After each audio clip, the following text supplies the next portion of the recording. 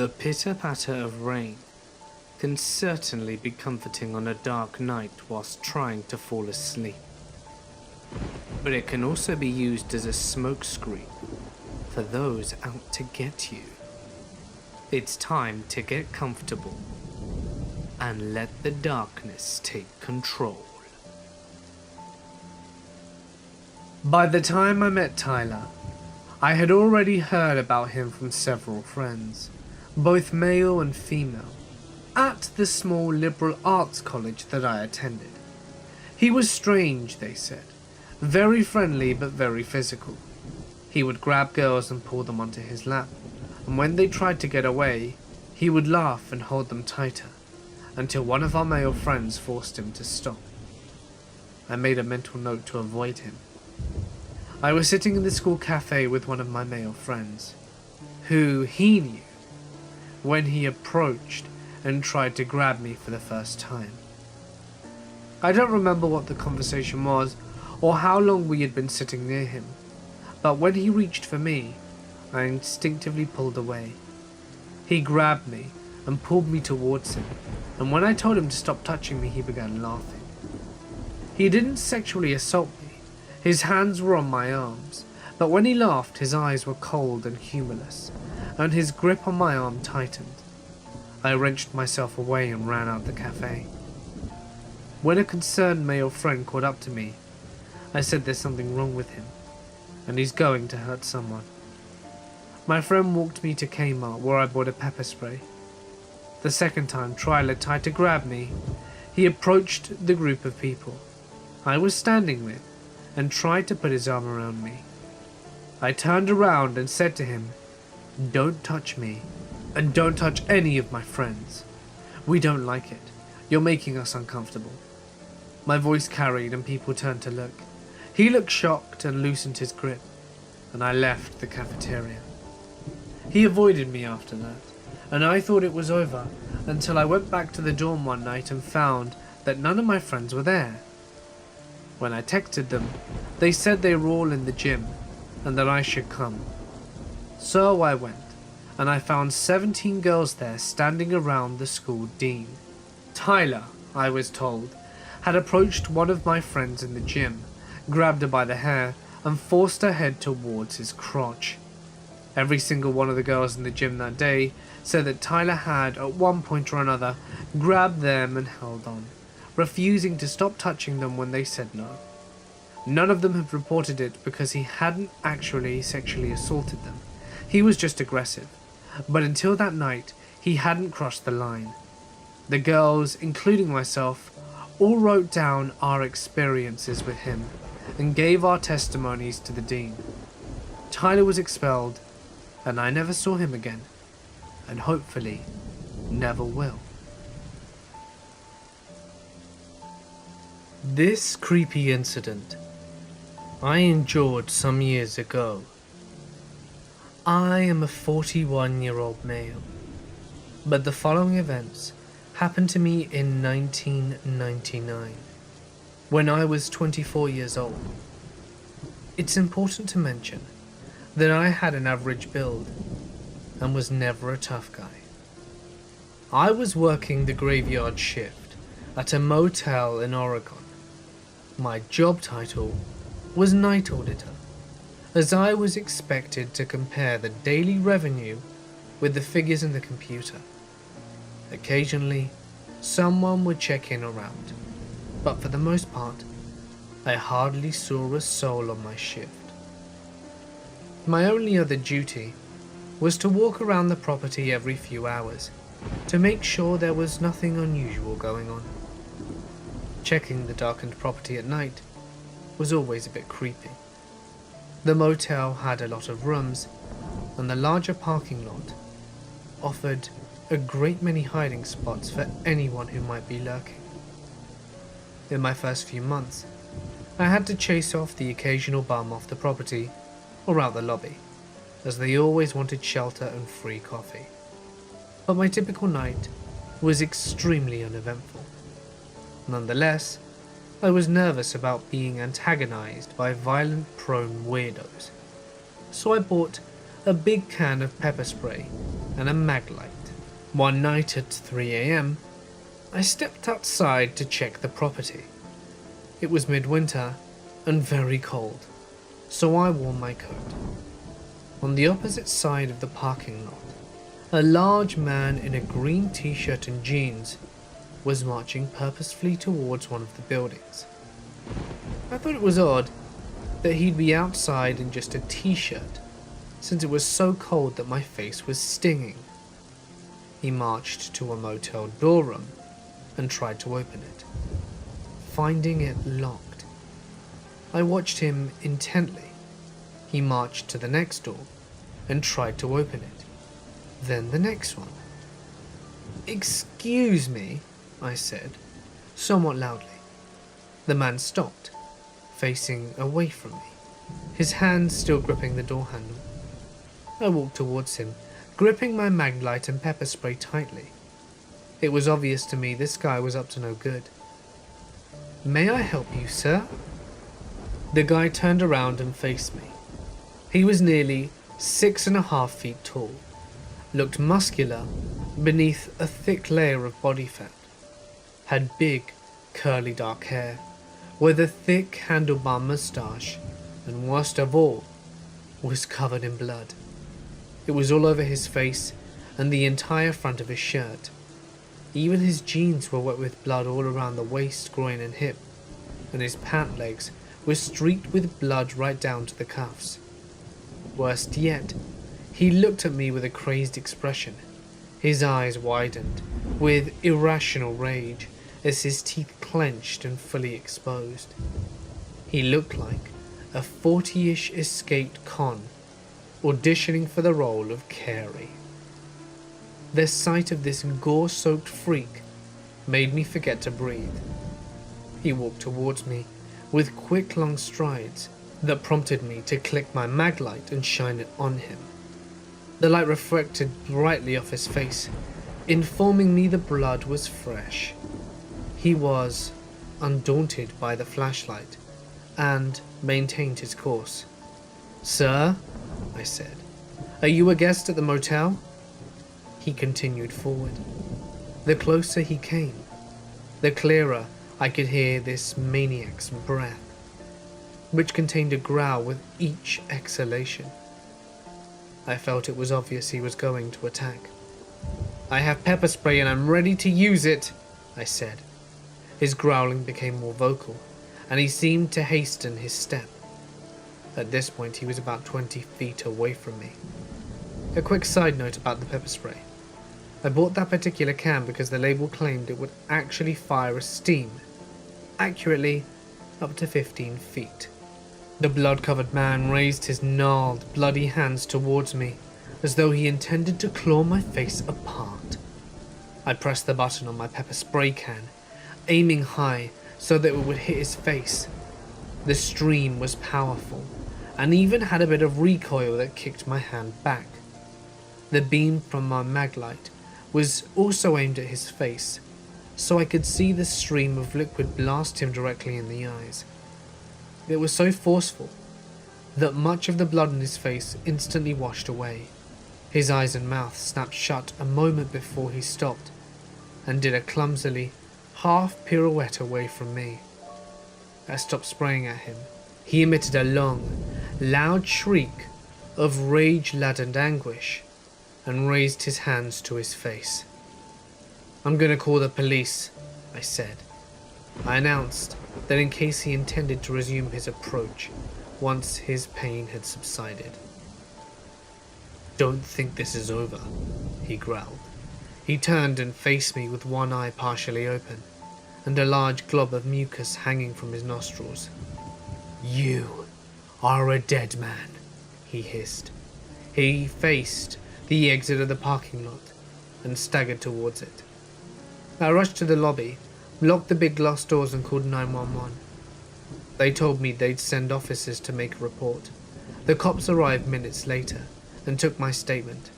They were partially interested when I told him the man was covered in blood, and he said they'd be in touch later if someone turned up. Thankfully, I never heard from them. I don't know if the blood on the whack job was the result of an injury he'd sustained, or if he'd hurt somebody, and I couldn't say if he was legitimately insane or if he was out his mind on hard drugs. All I know is that he was too out of sorts to wash or even wipe the blood from his face, so I shudder to imagine what he would have done if an occupied room had been accessible to him, or if he'd managed to get his big bloody hands on me. Yikes, I say. In the fall of last year, I was walking with my mother in a provincial park that is about a 5-minute drive away from my house. The park is relatively small and has a cemetery in it, which dates back to when the area was first settled in the mid-1800s. On this particular occasion, we were on a trail which I have been on many times before, which passes right by the cemetery. I had decided that I wanted to go in for a minute to look around, as I had not been there in a while. There was a grey sedan parked in front of the gate, which was somewhat unusual, being that the cemetery was so small, old, and out of the way. That doesn't tend to get many visitors, but its presence still wasn't really noteworthy. I climbed over the gate and started strolling around the cemetery, walking up a crest that had the older graves on the other side of it. I heard some scuffling and rustling sounds and figured that they were being caused by small animals, or maybe the owner of the sedan. I wandered through the graves on the other side of the hill until I came to stop in front of one belonging to a little girl named Rosie, who died in 1951 at the age of 3. Someone had dug a hole over where her little body should have been, and it looked pretty fresh. They had covered the mouth of the hole with sticks and other things, like an empty bag of dog food, almost like they were very hastily trying to hide what they'd been doing. I was too scared to move the bag and look in the hole, but from what I could see from the edge of the bag, it looked to be about 4 to 5 feet deep and 3 foot wide. I didn't see anyone else in the cemetery, but it's worth mentioning that the cemetery is surrounded by a fairly dense wood. Needless to say, I did not hang around after the discovery. I ran to the gate where my mum was standing and told her what I'd seen. I asked her if we should call the police or a park ranger or something. She said no, as she didn't want to get involved. But we left the park pretty quickly after that. I still have no idea what was going on there, but it still makes me really uncomfortable to think that there could have been someone lurking around the trees whilst I looked at what they'd just done to that poor dead kid's grave. The area I live in has had its fair share of crime, most of which is meth related, but it's not uncommon to see burnt out rolling meth labs or paraphernalia in the woods. But I've never seen anything like this.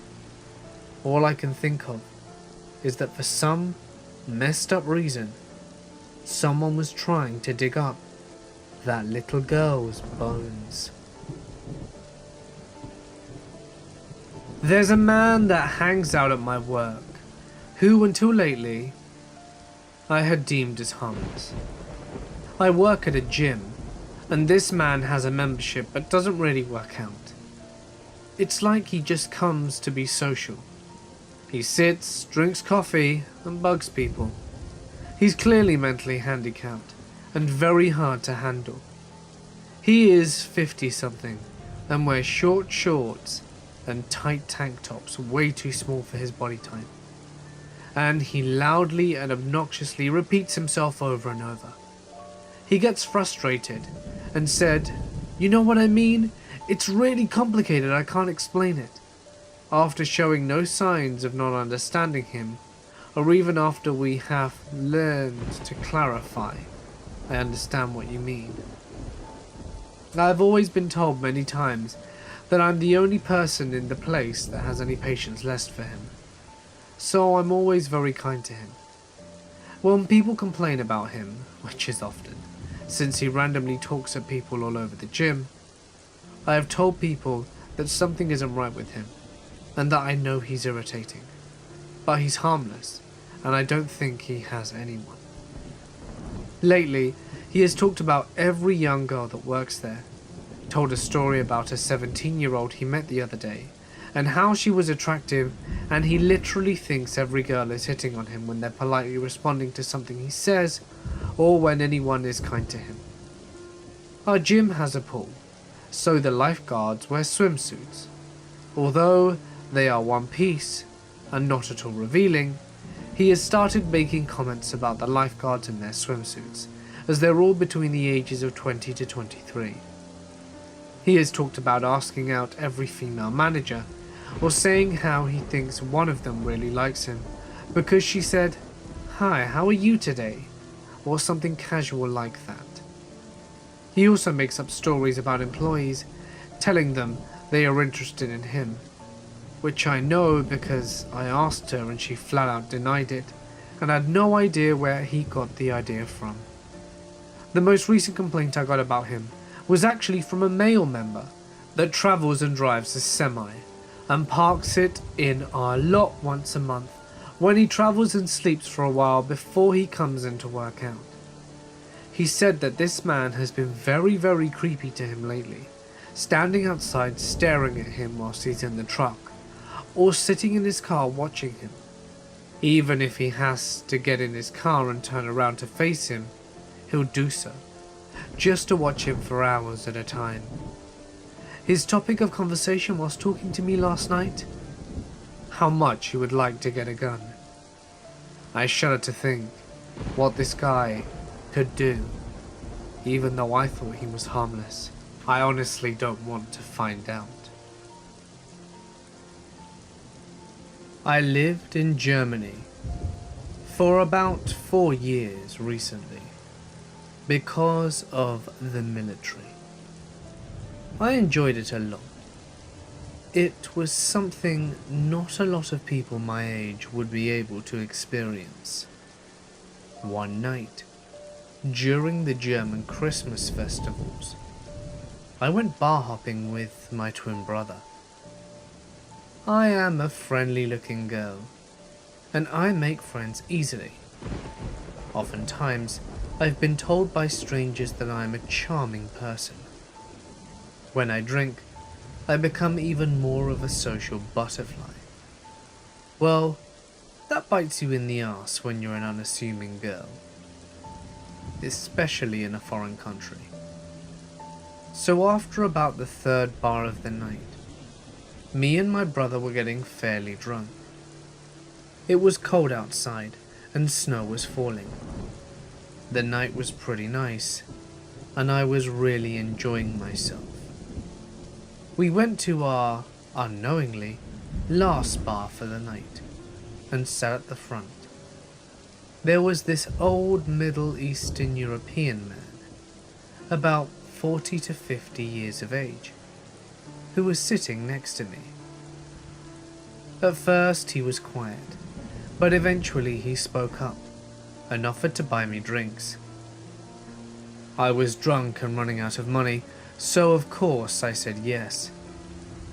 He didn't touch any of the drinks. They were just handed over directly by the bartender, so I knew nothing could happen to them.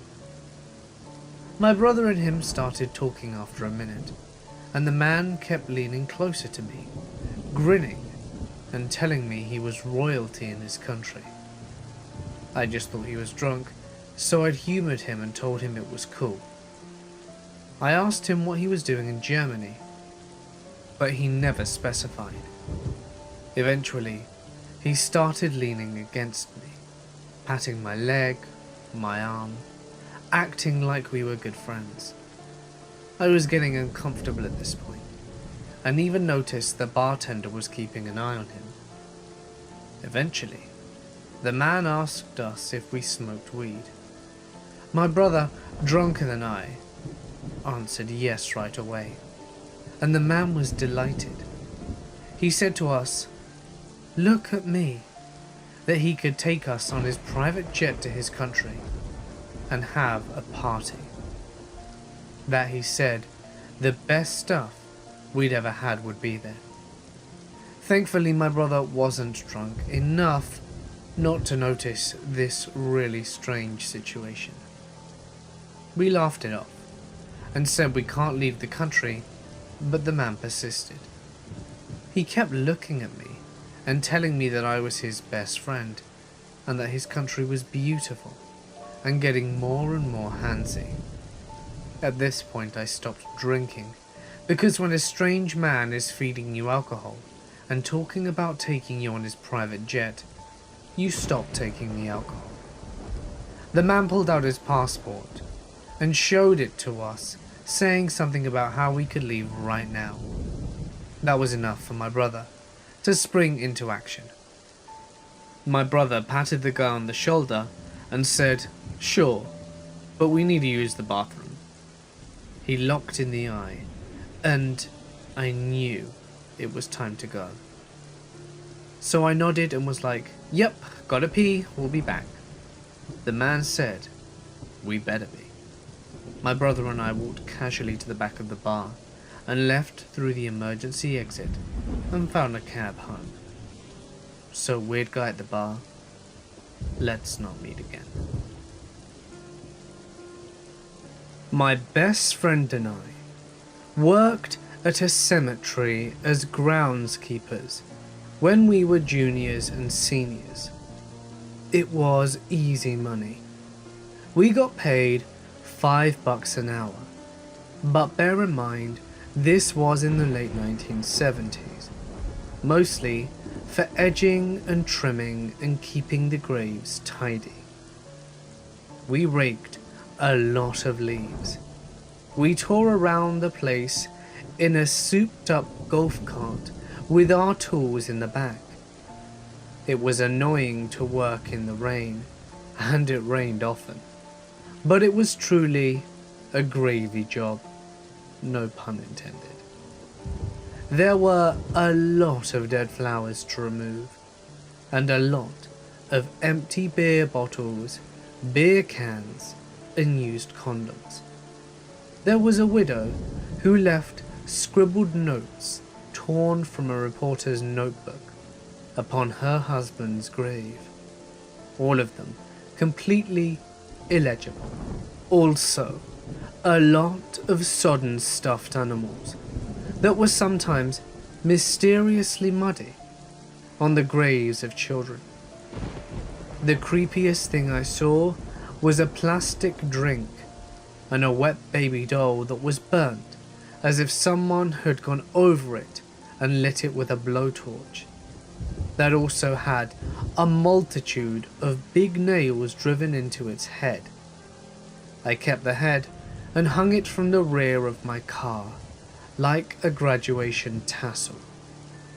The worst thing I saw, though, was the naked corpse of a young woman my age, a student at a neighboring high school, left neatly with her arms at her side one foggy Saturday morning. She had been strangled right there. Whomever murdered her had also punched her face several times before she was dead. She was identified quickly, but her clothes were never found, and her murder never solved. My friends and I were grilled by the police over several sessions. But what the hell? We didn't do anything. My friend quit a couple of weeks later. I suppose the stress was too much for him, but I hung on until I was around 18, which at that point I was then eligible to work at my uncle's printing plant. I will never forget the bruises and her open, dead blue eyes. When I was in high school and in college, me and a bunch of my buddies used to do all kinds of weird stuff. For those of you who aren't from New Jersey or aren't aware, there are books and websites dedicated to paranormal and weird stuff spread across New Jersey. Most of it is harmless, slightly unexplained, or just abandoned buildings. Once, we decided to go to an abandoned oil refinery. During the day, it had rained a lot, so there was some flash flooding throughout.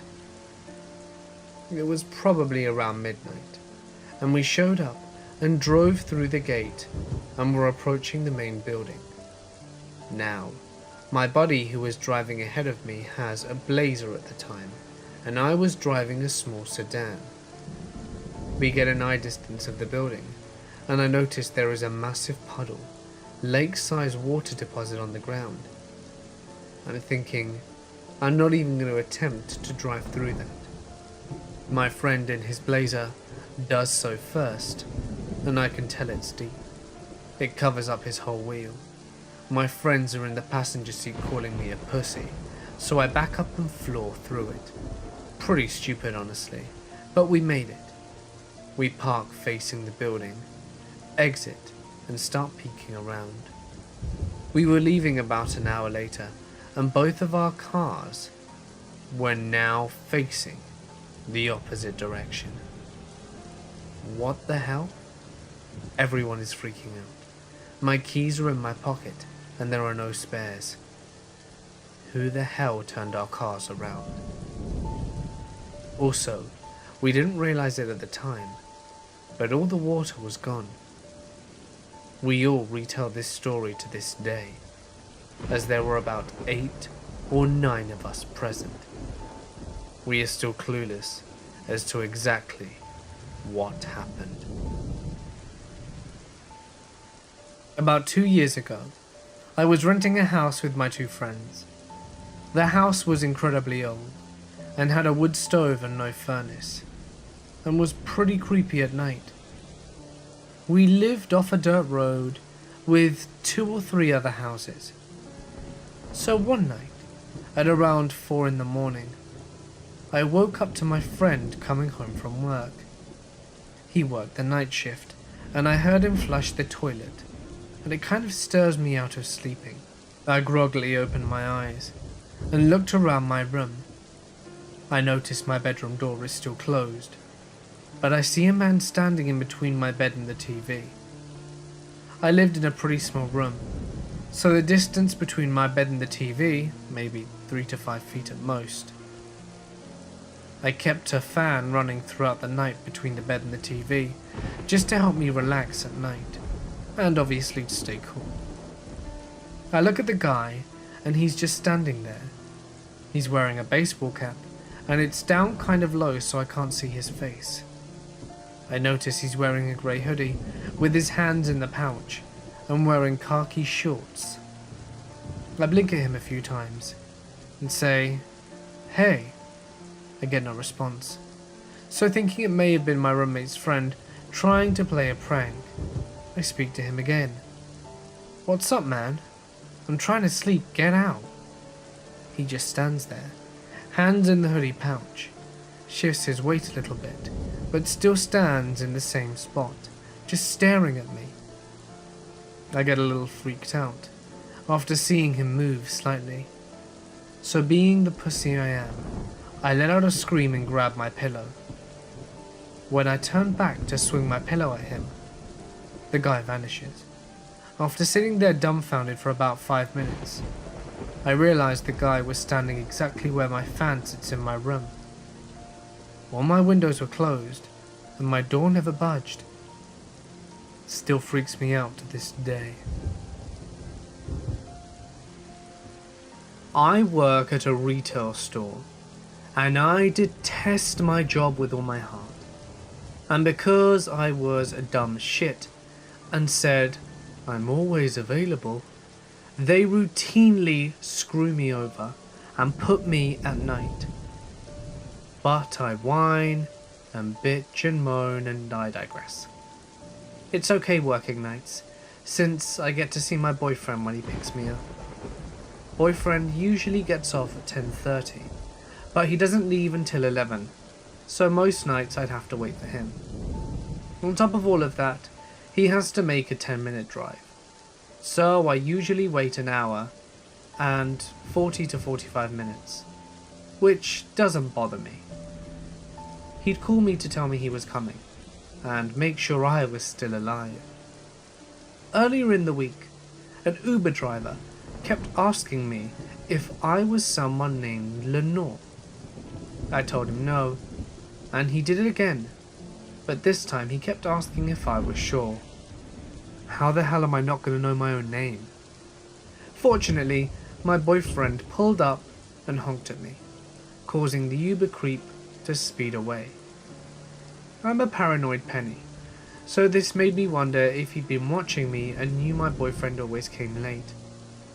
And then I tweaked out, since I keep getting these weird phone calls from some telemarketing agency. When I answer, no one's there and they hang up. Could it be connected? Is the government watching me? Do I have 7 days left? Fast forward 3 days later. I'm standing there listening to some music, waiting for him to call or pick me up.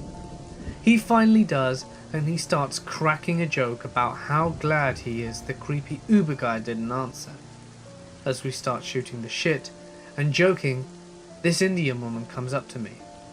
I don't hear her at first, as I have noise-cancelling headphones. She gets closer and keeps calling to me. Finally she yells, "Hey!" I look over to her and smile, and then go back to talking to my boyfriend. She does it again, and again, and I excuse myself. "Hi, can I help you? Do you need a ride?" she asks. And she looks nice enough, but something just didn't settle with me. Her car is parked at the stop sign, and there is someone else in it. "No, my friend's coming for me, thank you." I notice there's a man in the driver's seat, and that she isn't wearing a uniform from either of the stores near us. She begins to ask again, "Are you sure? I can give you a ride. Do you need a ride? Get in. Do you need a ride?" I begin to feel a little uncomfortable, and my preschool "don't get into a stranger's car" training kicks in, so I politely decline and resume talking to my boyfriend. "So, are you close?" "Just pulled out. I'll get there. Just stay on the line." "Is the woman gone?" No, she wasn't gone. In fact, she was standing 6 feet away watching me, and she looked annoyed. I told him in code, "No, she is not left. She is in fact still there, leaning on the car just watching me. And she's looking angrier with each passing second."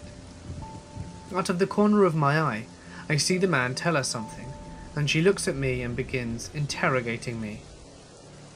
"Friend not here. Do you need a ride? Where's your friend? He probably forgot you. That's okay. We'll give you a ride. It's cold. Get in. Tell us where you live.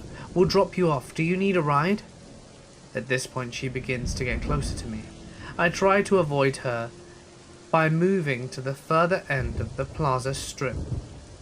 "Honey, yeah, so about my sister, well, she's gotten closer and I'm pretty scared she's too far away from home. Something might happen, hurry so I can tell you." I say it in code as the car drives up. Now she looks pissed.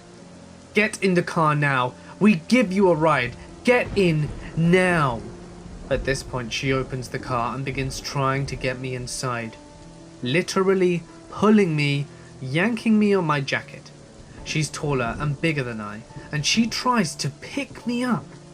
At this point, my bowels threaten to release, and I'm screaming and kicking and wiggling.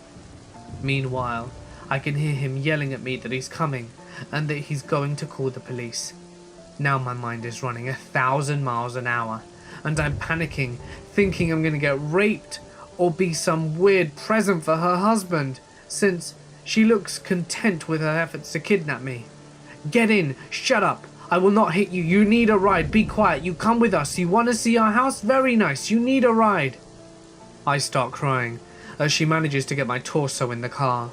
My right hand is locked on my phone, and she begins trying to take it, and my boyfriend is panicking, telling me the police are sending an officer.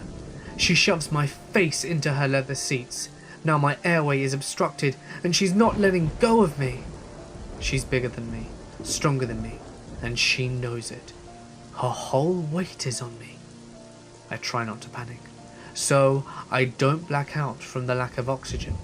And all of a sudden, I start getting mad as shit.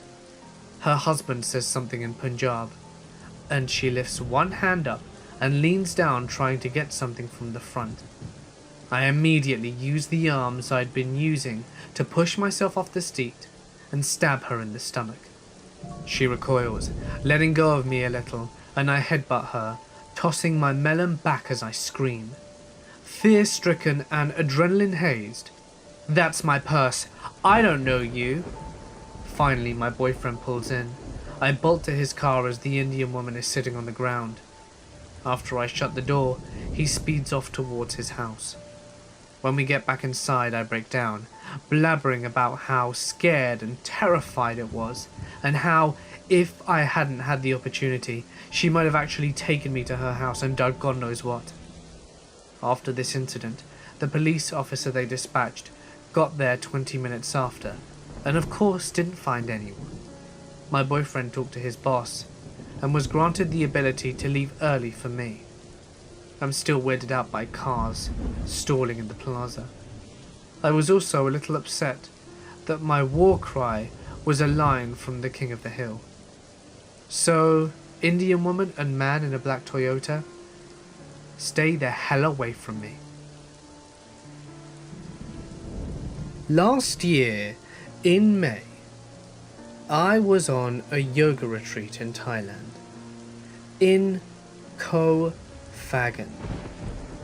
It was a small but well-known yoga and detox center that was located near the water. The main center consisted of a totally open-air restaurant lounge which faced the water and a yoga shower. There were some bamboo huts further to the back of the restaurant. The yoga center and restaurant were completely open to the main road, as there were no doors nor gates at the center, meaning anyone could walk through it day or night. It appeared to me that the center must have expanded at some point, because after checking in, as I was being led to my room, rather than going to one of the bamboo huts behind the restaurant, I was led past that, across the main road, which was a small road by the way, where there was an open area surrounded by forests and trees. In this area, they had built a further strip of connected rooms, probably a block of 6 to 7 rooms, and mine was the one at the very end. The path that continued past the end of my room had lots of trees, bushes, and natural vegetation. I recall being disappointed that my room was so far from the center, as it really did feel like I was on a separate property, although in reality it was probably no more than a brisk 5-minute walk. An issue I had with the yoga center was how dark it was at night. There were no lights on the path that led to my room, and I'd feel uncomfortable walking there at night as it felt very isolated and open. Also, even in the main center's open-air restaurant area, it was very dimly lit, and the place would be totally deserted after 9 p.m. My first night, I thought I'd hang out in my hammock and listen to the waves crash. But as people left the restaurant area, I was the only one left in this dark open space, and I suddenly felt very vulnerable. The space was very open, with no security guards, and I recall feeling strangely unsafe. I am not one to generally be scared or feel unsafe, but I felt it then. I didn't make a big deal out of it, just got back to my hammock and trekked back to my room. However, I did avoid the restaurant area at dark once people had left. As it was a yoga and detox center, Most people were in the rooms by 9, so although I didn't go to bed that early, there was no open or communal area at the center, other than the restaurant for me to hang out in, so I just went to my room. While I would have liked to hang out in the restaurant by the water, it just felt too deserted on an open night. On my third night there, I decided to have a cigarette at 10 PM. The center was non-smoking, although I did question whether I could smoke outside my room, since it was technically so far from the actual center. But not wanting to break any rules, I walked about 40 feet from the path down my room to smoke. It was while I was smoking that I saw the man to my right. He was a small Thai man wearing a white shirt, and he was looking at me. I decided to smile at him, and he smiled back. Then he started walking towards me until he was standing next to me. I thought it was odd, but that may be he was just another friendly local, although alarm bells were starting to ring that this was strange. I said hello in Thai, and he did the same, but beyond that he didn't speak English, and of course I didn't speak a word of Thai other than that. I had been staring at the beautiful full moon, so I pointed to the moon. After that, I didn't know what other interaction I could have with this man, and thought it best to get back to my room quickly. I turned to him and said bye and went to leave. When I did, he quickly grabbed my right forearm and placed a strong grip on it. I pulled my arm back, but he held tightly as his grip hardened. As I mentioned, this was a small man, and I'm a 5'9" female who weighed roughly 165 pounds at the time. Although I have never gotten into a fight in my life, I felt that unless this man had a weapon or knew some kind of martial art, I could probably hold my own. As it dawned on me that this man was not letting go, and in fact he was gripping my arm in a way no one with any good intentions ever would, I knew I had to get out of there before the situation escalated into something I couldn't imagine. I firmly planted my feet on the ground, turned my body, yanked my arm, and started running back to my room. As I was running, I thought, if I run right to my room, he'll know where I'm staying. Thankfully, I saw that my neighbor Klaus from Germany still had his light on. I started calling, "Klaus, can you come outside?" He opened the door and I entered his room. I stopped running, turned back, but the man was gone. I let Klaus know of what had happened, and he spent some time making sure that I was alright before I returned to my own room. I was a little shaken, but also thought that perhaps it was nothing. Maybe the guy was just trying to be nice and grab my arm to point out some stars or something. I don't know.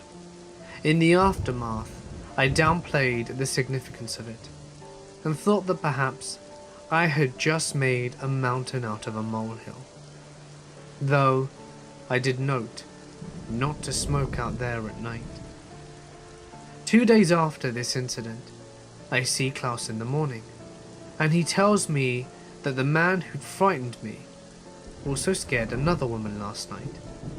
I was shocked and asked who, and he said it was Tammuz, a beautiful 24-year-old Israeli girl who had just arrived. I found her and asked her what had happened, explaining what had occurred to me. She told me that last night, which was the night after my incident, she had been sitting in the open-air restaurant at around 10, messaging someone on her phone. The place was empty as usual, except for her. She's a teeny tiny woman who weighed probably no more than 90 pounds. She looked up at one point and saw this Thai man standing, kind of hidden in the restaurant, watching her very carefully. She immediately felt uncomfortable, but went back to her phone. As she did this, she could see him quietly moving closer to her. She said that right away she felt danger, and she knew that she was in an unsafe situation with this man creeping up on her.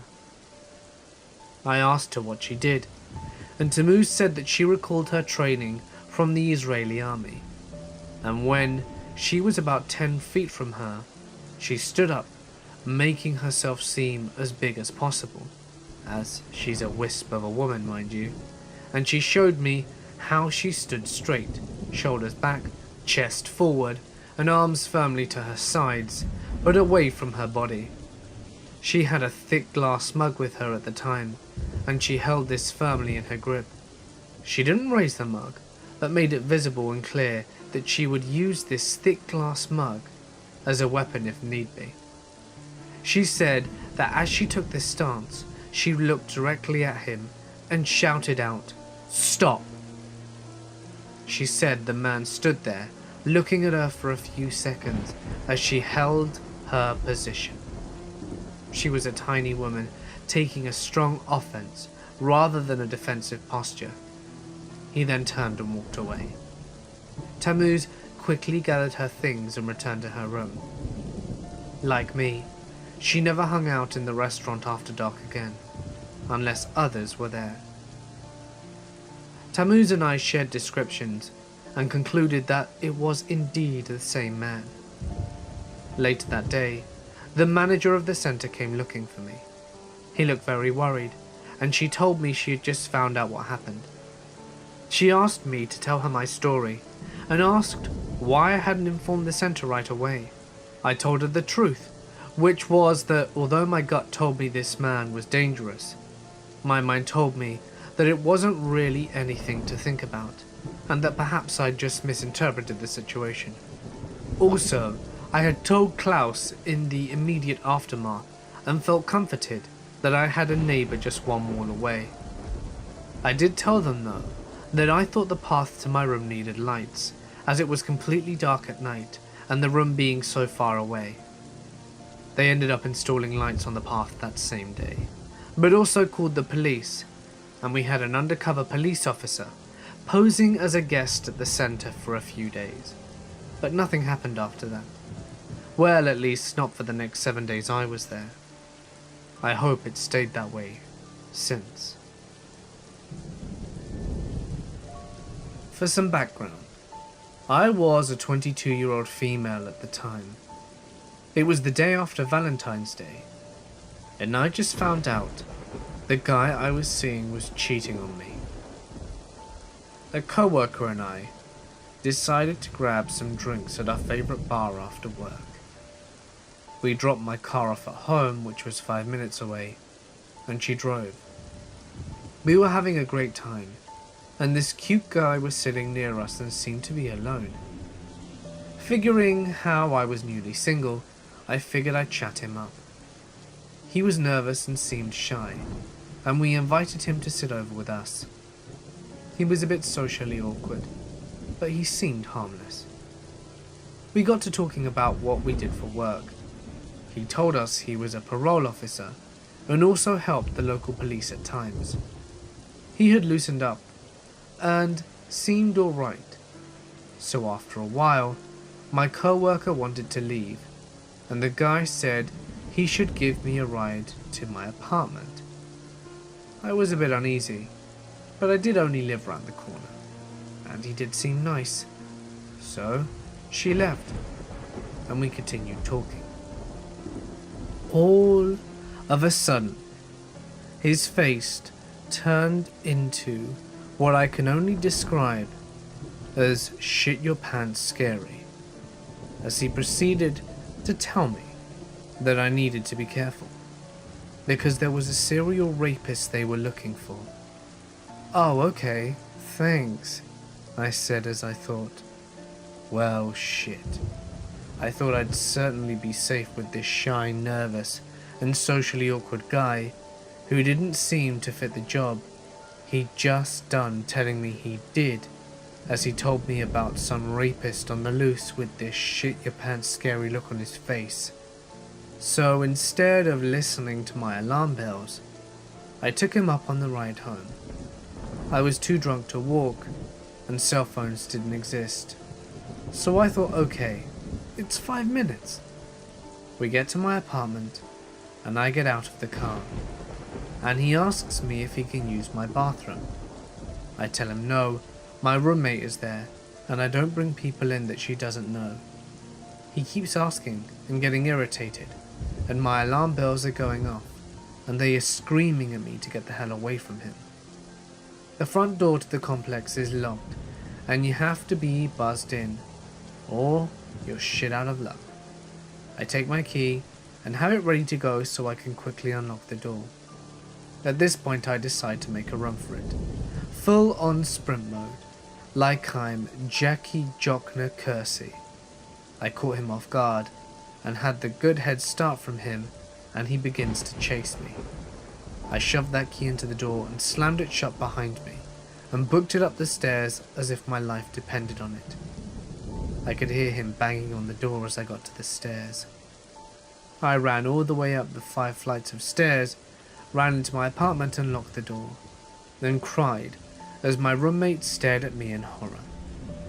I didn't leave the apartment for 4 days, and I realized he was likely the serial rapist he was talking about in his own story, and I never returned to that bar again.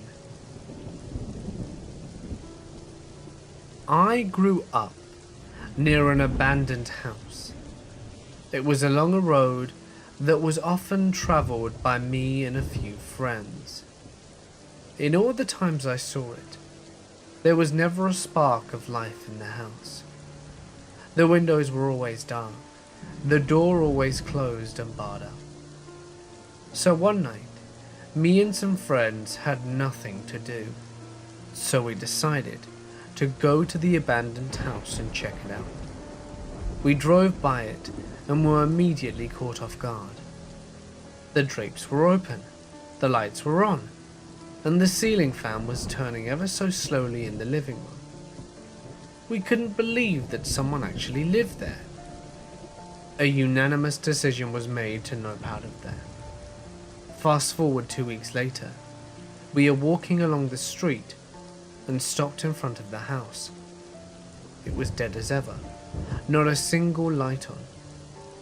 A neighbour saw us talking about it and casually walked by saying, "That house has been there since I moved 17 years ago. They should tear it down. No one lives in it." We proceeded to tell him that we saw the lights on a couple of weeks ago. He laughed at us and told us that the house had had no power for the last 12 years. I am a 28-year-old female from Germany. Northern Germany is a safe place to raise your kids. Murderers, kidnappings, shootings, etc. are not common here, not even in the cities. I'm not a girly type. Actually, I don't seem very feminine at all. With short hair, wearing a hoodie, shorts and piercings, and no makeup. It's just not my thing, and I consider myself rather tough. I know I have strong fists, despite my MS. Normally I avoid stress, and hate getting into fights. My friends call me a goofy, gentle softie. It does take some serious stuff to rile me up. But there's one thing that changes me from a doe to a female grizzly with cubs. When I think about what happened several weeks ago, my whole body shakes. I made a new friend on Saturday, Andrew. Andrew is 10 years old and quite a nice boy. So a little bit younger, well, a lot younger than I am. I came to know him whilst playing the new Pokemon Go game. We had a lot of fun, and my battery went low after 2 hours, so we parted ways. I went on catching tours every day, since I downloaded the app. Before that, I rarely left the house. Back then, I didn't know why, but I had to think of my meeting with Andrew. I guessed I was just curious when I would see him again on our tours. So this one Friday, I decided to do a second run through my neighborhood. It was around 6 p.m. or so. I told myself I was just getting some Pokestops and would go home, and left the house. As I turned the corner, not 500 meters away from the place where Andrew and I first met, I saw him. I smiled to myself and went down the same route as he, to surprise him or something to the effect. After some steps, I saw a hooded guy peeking out of a side street behind the kid a few times. I kept going and watching. My smile turned upside down when I realized that he was watching the child. My inner alarm went off, and the guy started to follow Andrew in a careful but steady pace. Stopped wherever the kid stopped. A part of me still couldn't believe that this could get serious. I mean, we're in Germany after all. So I followed at first, and Andrew didn't seem to notice this guy, and both didn't seem to notice me either. At this point, the man quickened his pace to catch up with Andrew. He grabbed him by the arm and put his hand over his mouth to shut down the screams. He was dragging him towards the bushes, and I froze, my heart dropping. I ran like hell to them, dropped my phone on the concrete, and started to roar, swearing as loud as I could. The guy turned around startled. I don't know how my body managed it, but as soon as I got close enough, I literally lost it. I tore Andrew away, too harshly, sorry buddy. He fell to the ground, and I hurled myself at this creature. He was bigger than I, and in his mid-30s, and I've never had such a surge of adrenaline in my entire life. I was scary as hell, but my fury was worse. I screamed to call the police several times, hoping that someone would hear me. He seemed like he had seen a gym once in a while, but I didn't care. I somehow got him off his feet by pushing him and punching his nose until it got blood everywhere. I have no idea how I did that. Maybe he just didn't expect a smaller woman to be able to achieve that. I kicked the shit out of him whilst he was down, screaming until my strength left.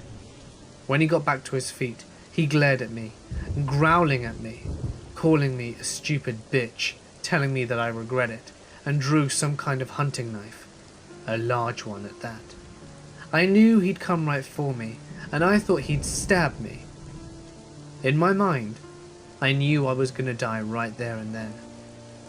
But I didn't move. I just kept staring at him, and kept on screaming at him. And suddenly he bolted when some residents came out of their houses. I dropped to the ground. I wanted to chase after him, but because of my MS, I couldn't do anything. I just sat there shaking and started to cry.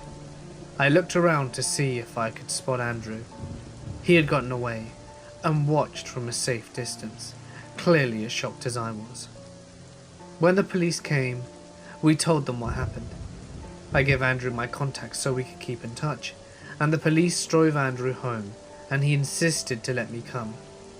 The whole way he didn't let go of me, and cried so hard I could hardly fight my own tears back.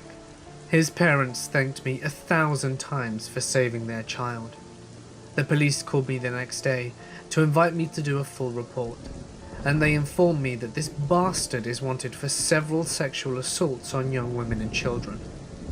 He is still on the run. You know, I was really grateful for this app's existence. I don't even want to imagine what would have happened if I didn't decide to go out that time of day. My phone unfortunately didn't survive the fall, but I'm so glad Andrew is still healthy and safe and with his family. I'd break 1,000 smartphones to defend a child from danger. To all the paedophiles out there, pray we never meet again, because I'll rip your dicks off with a rusty wire and feed it to the street rats. This happened a few years back in February. I was at a local bar with a few friends having a few drinks on a Friday night. I felt tired, and it was about 2 a.m. so I decided to walk home alone. My house is about 15 blocks from the bar. It's not a good neighborhood, but I'm a big guy of 6'3" and was kind of tipsy, so I didn't think much of it. As I was walking, I could see a girl running into the streets and fall over. There's a man running up from behind her and grabs her as she was fighting back, so obviously I knew something bad was up, so I better find out what was going on. As I get closer, I could see them better. The girl was an Aboriginal woman in her late 20s. She was pretty from what I could see, but also messed up. I wasn't sure if she were high or drunk or drugged, but she really couldn't walk or talk on her own without falling over. She also didn't have a coat on. This is Canada in the winter, so you need your coat or you are in trouble. The man, I suspect, was close to his 60s. Short, white, fat, weird-looking guy. He was grabbing this girl. The man dragged the woman onto the sidewalk off the streets, and she was sloppily trying to fight him. I walked up to him, asking him to tell me what was going on, and he said something like, "I found this girl on the street, and she is going to freeze without a coat or get run over by a car. So I'm trying to bring her back to my place to keep her warm. Can you help me bring her back because she's going to have trouble walking?" As he was talking to me, the girl got up. She stumbled over me and grabbed onto me super tightly. So tightly it hurt. Then she said something to me in gibberish. She couldn't talk, but I could tell she wanted to get away from this guy. My creep meter was already at 110%.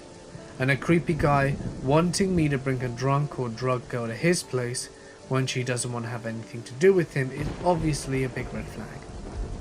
I thought I'd better do something about this. So I told him no, I don't think I'm going to help him bring her back to his place. I told him I'm going to call the cops instead and they can deal with it. He got upset with me and was telling me I shouldn't call them. He said his place is close, why bother the cops? And that they would take forever when she was going to freeze or run into the street. He said a few more excuses like that and kept on repeating them. So obviously I ignored him and called the police. I said where we were and that we needed someone to pick up this girl. Before I finished the call, the creepy guy was bugging the girl more, so she took off as best she could, kind of falling and getting back up and falling. I followed her. I kept telling the creepy guy to stop bugging her and leave her alone, but he kept following too. I stayed on the phone with the police to give them updates to our location as she ran, for about a few blocks. And the while, the creepy guy was still trying to talk and help him get her to his place.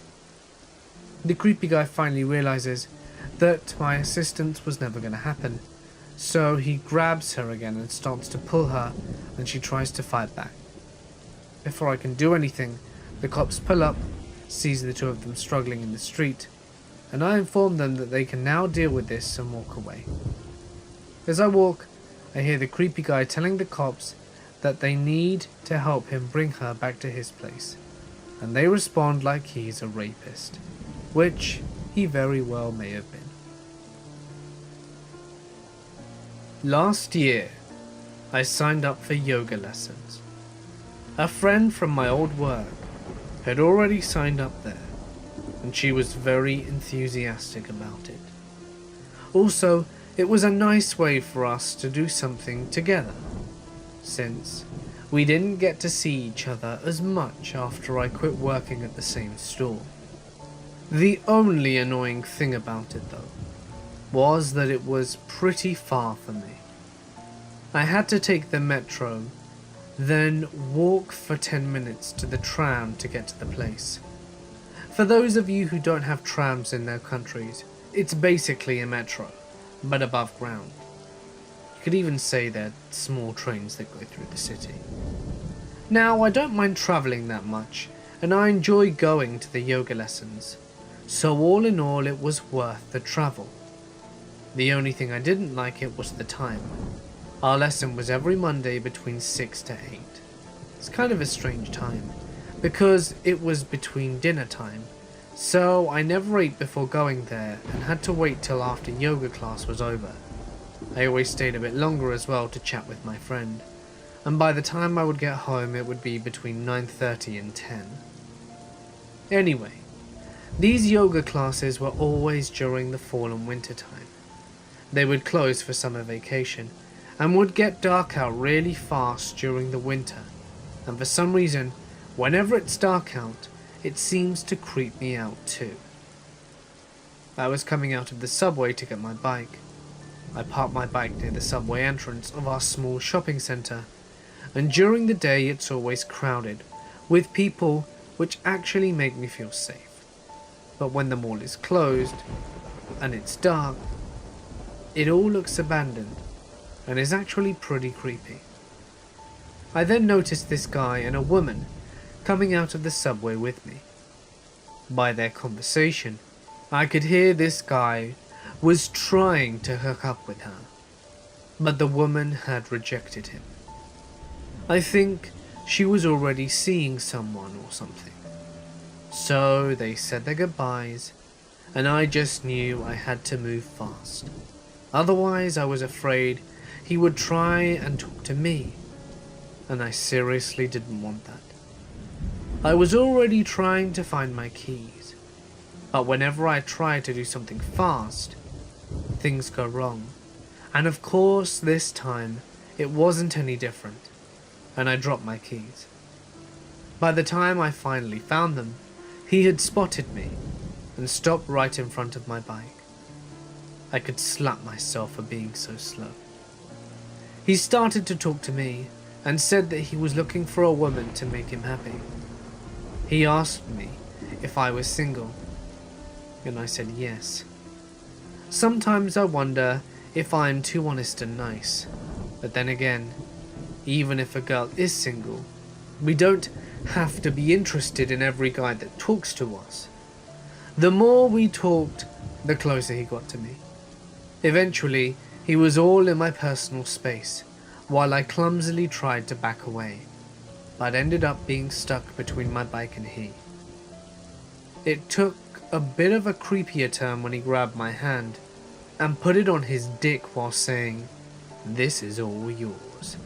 Then he leaned in and tried to kiss me, while I was desperately trying to free myself and push him off with my other free hand. I quickly told him I had to go and that I wasn't interested, while I grabbed my bike, which was leaning against a wall. He wouldn't take no for an answer. He wouldn't let me drive off holding my bike, and said, "Let me come to your house, then we'll screw and I show you how we belong together." I was starting to get scared, and at this point I wasn't really sure what to do. I've had guys come up to me, but never like this. So I ended up doing what I always did when I wanted to get rid of these guys, which is give him my number. I know it's stupid, but in my experiences, when I tell them either I'm busy or not interested over the phone, they back off. I figured the same would happen with this guy. It also doesn't help that I'm more confident in text messages than I am when I meet people face to face. I feel so dumb, but I can't really help it. I'm too nice or something, that I just can't be like, "Oh, piss off" to their face. Anyway, with giving me my number, he finally backed off and let me go. I drove as fast as I could home and never spoke to anyone about the incident. The next day, he texted me, asking the random, "Hey, how are you?"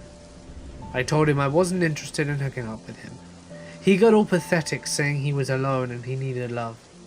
I got a little therapeutic with him, saying he had his friends and his family, and that he would find the right girl for him. He still couldn't accept it. The last text I got from him was saying he would tattoo my name on his dick. I decided to block his number after that, thankfully, and never heard anything from him again. I stopped going to yoga not long after this. I didn't feel safe being alone near that mall at night anymore. It's too deserted and way too dark.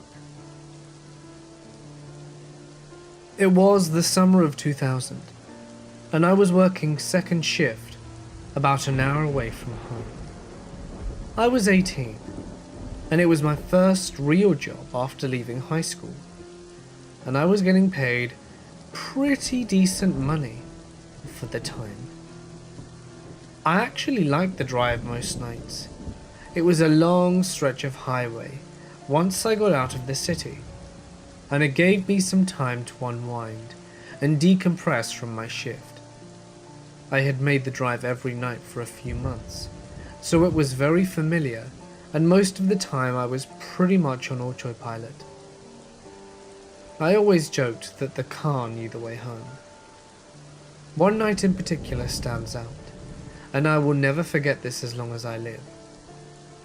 It was particularly clear that night, with a bright full moon hiding behind the hills on the side of the valley. I had just gotten to the shale cliffs outside of the town of Cortland, about a half hour south of Syracuse, New York. I had been on autopilot, as previously mentioned, and suddenly remarked to myself how it was weird I hadn't seen any other vehicles on the drive that night. That bothered me just a tiny bit, because I normally saw at least one or two, either heading north or south, at that time of night.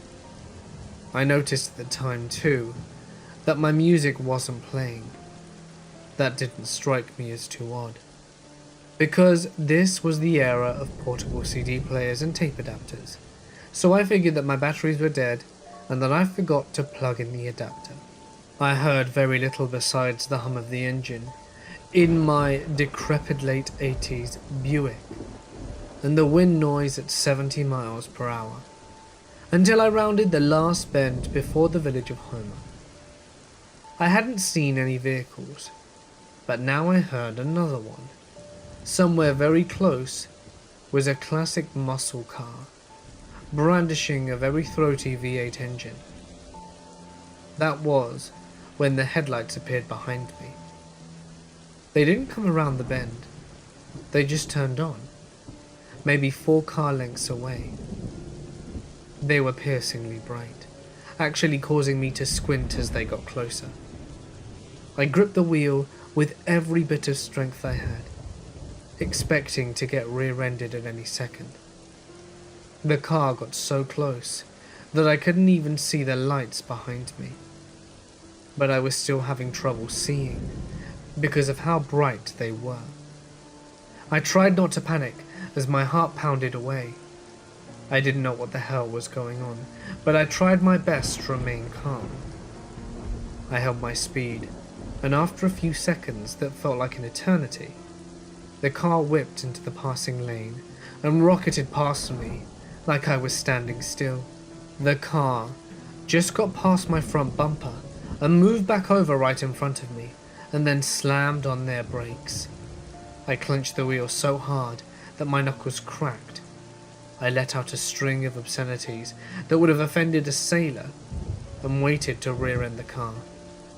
But the instant my bumper should have made contact, the car disappeared. Not just gone. Not that they floored it and were messing with me either. The car became a cloud of black smoke and soot, lit by my headlights and the hellish red glow that were the brake lights. I drove through the cloud and felt nothing but pure dread. But luckily, I didn't lose control or run into anything. I got off the highway at the next exit, which I was going to do anyway, but instead of heading home, I stopped by a friend's house that was not too far out of the way, because I was so freaked out that I didn't want to drive anymore for a while. As soon as I walked in his door, he looked as scared as I was and said, "Dude, did you just see a ghost?" Fair warning to anyone in upstate New York. If you're on 81 South on a summer night under a full moon, something else is out there with you. I am a 27-year-old male. This happened to me when I was in 5th grade, so I was about 11 years old. The whole idea of pedophiles and kids being abducted wasn't a huge publicized deal back then. Well, at least, not as much as it is now. But we lived above a bar that was very busy every night. Most of the people were nice, and sometimes they would buy us cans of pop or something. But nothing weird or dangerous ever went on. At least, that I'm aware of. We lived on a busy street though, so we weren't really allowed to leave the block. Unless we went over my elementary school across the street. So most of the time, we were stuck out in the backyard. So I'm 11, my brother Josh is 9, and my cousin Crystal was 11 as well. We were trying to play hide and seek, but it was limited. We were sort of used to the bar customers coming out of the back door and going to their car or vice versa. Nobody ever said more than hi though, and left us alone. Well, one chick, who was probably in her 40s, comes up and asks her what we're doing. We tell her we're playing hide and seek, and that it was my brother's turn. Well, my brother was very small for his age, due to lead paint, so he looked like he was 5 or 6. So she comes over, picks him up, and puts him in an empty trash can. This was one of those with the lid and the locking handles. We are freaking out trying to get him out, and ended up having to know the trash can over since neither of us were tall enough to lift him out. We run back upstairs screaming from my mother, and we tell her what happened. Well, my neighbour's daughter Carrie was there, and I was madly in love with this girl, or infatuated, whatever, but I had a crush on this girl for a long time, and here she was with her mom talking to mine. She was 16 at the time, I think, and man was she pretty. Anyway, so we decided to play in the entry room to the apartment instead. It had the doors to each apartment and was basically a large laundry room. A couple of hours go by, and all of a sudden, this bitch shows up again, out of nowhere.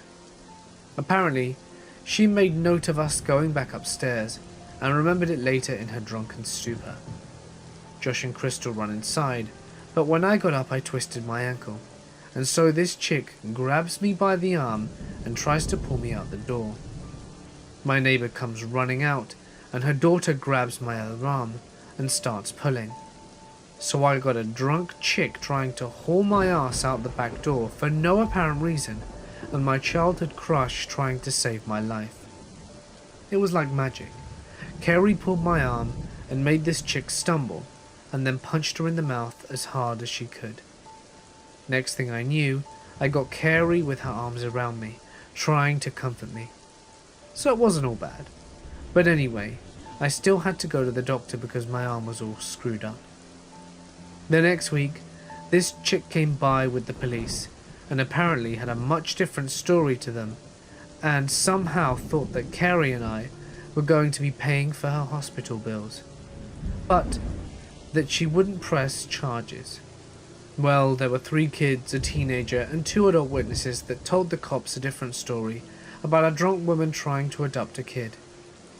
The tone of the conversation changed, and I was taken down to the station with my mum and stepdad, so I could answer all the questions. After that, I don't remember anything coming of it. But hey, my childhood crush turned into the Xena warrior princess that I love, and heroically saved my ass.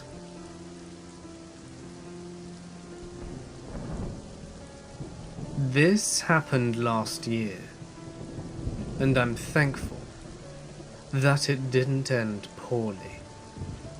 Back then, I was renting a workshop / office space for my small business making kids clothes in the downtown area of my city.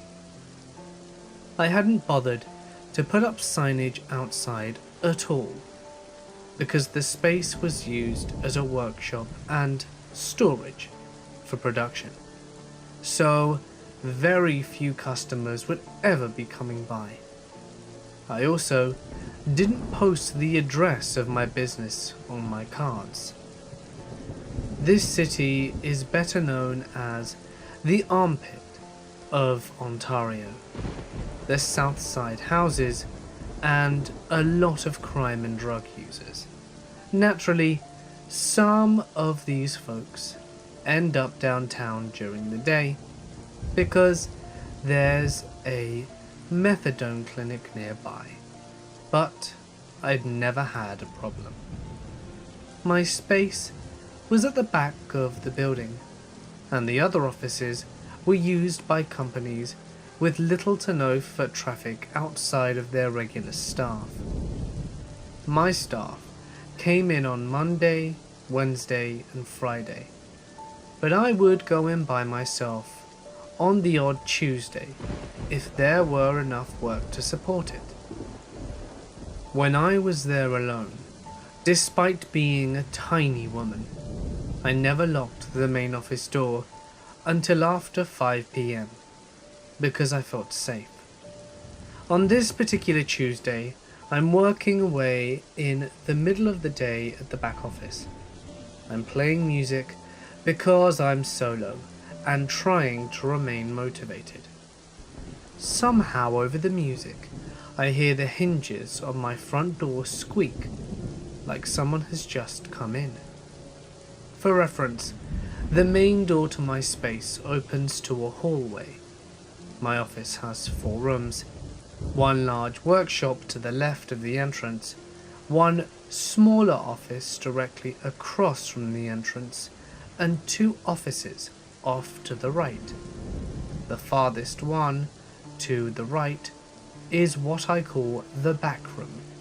Oh, and there's no bell or anything when the front door is open.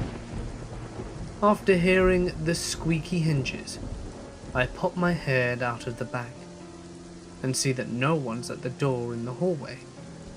I also didn't hear the door close at all or any footsteps, just the squeak. When I look out, the door is still closed and everything looks fine, but something in my gut is telling me to double check. So I start walking up the hallway towards the main room. As I get to the entrance, I casually turn my head to glance into the room directly across from the entrance. There's a woman standing there, in the dark, looking back at me, pupils like saucers. I'm startled as shit, but my brain hasn't caught up enough to make me get the hell out of my office, despite having a super creepy vibe. Instead, I quickly walk into the main room and loudly say, "Can I help you with something?" briefly turning back to the stranger. The woman follows me into the room and doesn't reply, which is creepy as shit. The workroom has a giant crafting table in the middle and box cutters we use regularly placed on the table. Because the box cutters are no more than a tool for me, I don't even remember nor notice they were there. Trying to put space between me and this person, I walk to the far side of the table, so it's kind of in between us. This woman still hasn't responded, and is now just staring blankly at me. I repeat myself louder and wait, and still I get no response. She then picks up a shopping bag from a rack by the door and starts moving towards a table that has orders waiting for pickup. At this point, she's creeping me out, so I say, "Look, it's time to leave. You're not welcome here, and there are no scheduled pickups for today." I wonder if I'm speaking a different language, because there is still no response. But by this point, I've got goosebumps by the creep factor. She takes a few steps towards me and starts looking around the room. I instinctively back up. She still hasn't said a word. After a minute, her eyes fix on the box cutters on the table, and I'm instantly filled with dread. She's now closer to the table than I am, and quickly puts her hand on the closest knife. Then, staring me directly in the eyes, she says, I am not leaving. At this point, my brain is in full panic. I realize I am either about to get stabbed, robbed, or both. But by now she's blocking my path towards the only exit. A million things are going through my mind. Somehow, I make the snap decision to run past her towards the door, and I go screaming down the hall for help. Almost instantly, 10 guys come barreling out of the neighbouring office. Luckily for me, there was a staff meeting that day. I quickly explain what's happening, and they all go into my office where this chick is now stuffing items in her oversized purse. We all go back in, and I see both box cutters are now back on the table. I tell her to leave, and she doesn't respond. Finally, one of the guys takes a few steps towards her, and she points at me and says, "She told me I could look around." The guy says back, "Yeah, and donkeys fly. Put back whatever you just stuffed in your purse and leave." She doesn't budge, and a dude finally loses his patience. He grabs her arm and starts forcing her to the door.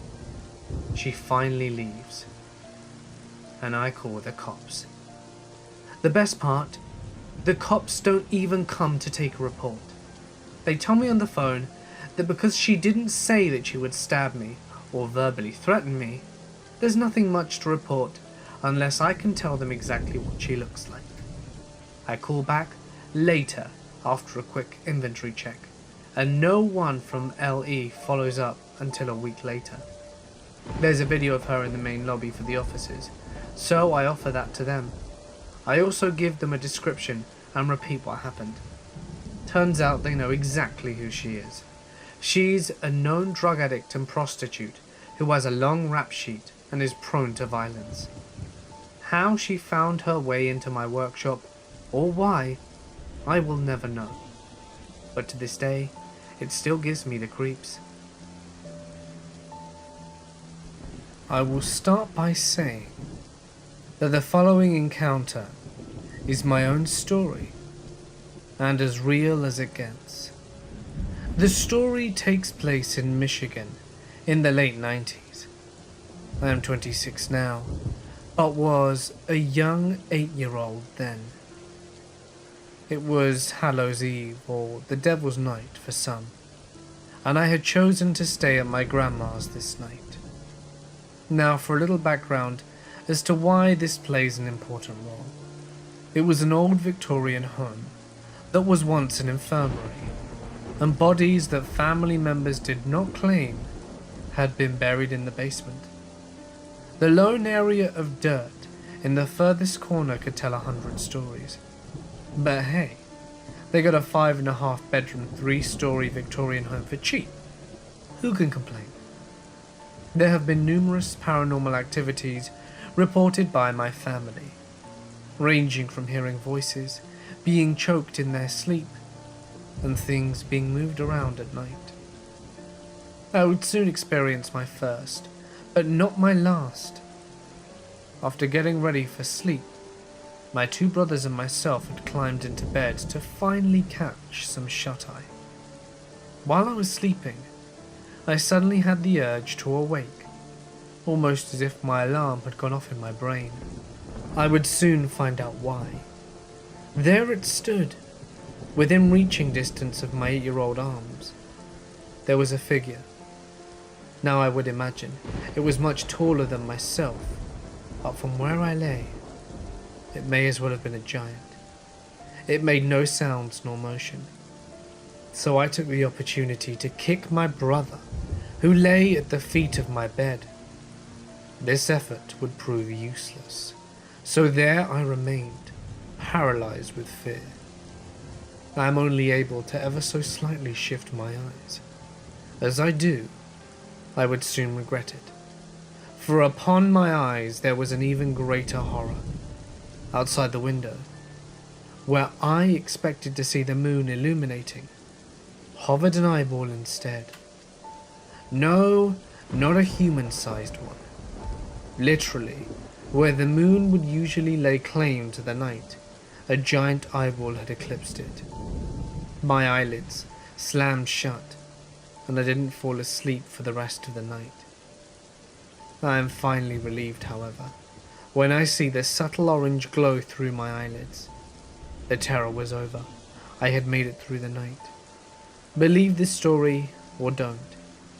My voice still quivers when the story leaves my lips. If anyone else has seen this eye, please let me know what it may have been.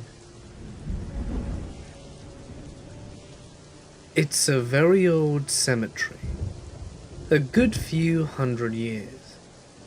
At least, the church next to it has existed since before the 16th century, considering the fact that it is a remote place as well. Most people back in the day were buried with wooden crosses and such. As time goes on, crosses rot away, new people get buried, etc. Nowadays, due to less people living in the countryside, that cemetery is pretty overgrown.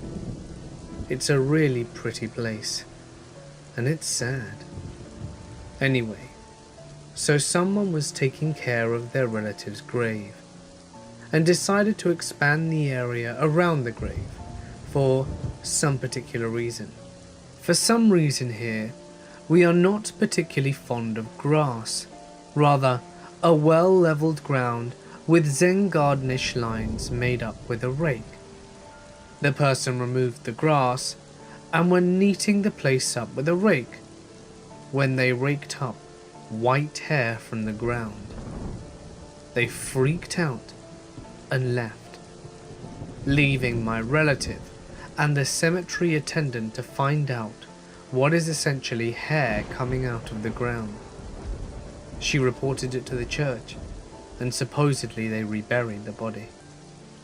They're not even sure how the body could have been that close to the surface. So I have the house all to myself. I love our house. It's an older ranch-style home with a massive 3-acre yard in its own corner of the woods. We have no neighbours, and we love it. It's a large house with 5 bedrooms, far too large for just the 2 of us. But we weren't about to turn down the deal on the house because it was too spacious. Besides, our cats enjoyed the play space, with it being such a large old house and completely hardwood floors. You get a lot of creaks and groans. There's constant sound of the house settling and the animals outside making a ruckus. While Kyle had gone to class, I was doing my usual me-time things, which mostly involved yoga.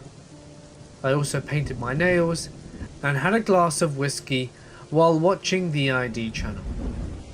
I was in the middle of yoga, and something caught my eye in the window. It looked like a person had walked by on the back porch. It was a fast movement behind the shades. I got up and looked up and saw nothing. Must have been some leaves blowing, so I resumed my yoga. A few minutes later there was another movement. This time it was closer to the window and in the front yard, and again upon inspection I saw nothing. I assumed my imagination must have been getting the better of me, so I decided that that was enough with yoga and that I needed some water. I was standing at the open fridge and reaching for a bottle of water when I heard one of my cats hiss. She was standing on the counter and looking out at the window above the sink. She had her back arched and was growling. I saw a face backing away from the window. I grabbed the shade and pulled it down. I ran to check the doors were locked and hunkered down in the living room. Right as I was reaching for my phone, it started ringing, and it scared me to death. It was Kyle. He must have gotten out of class early.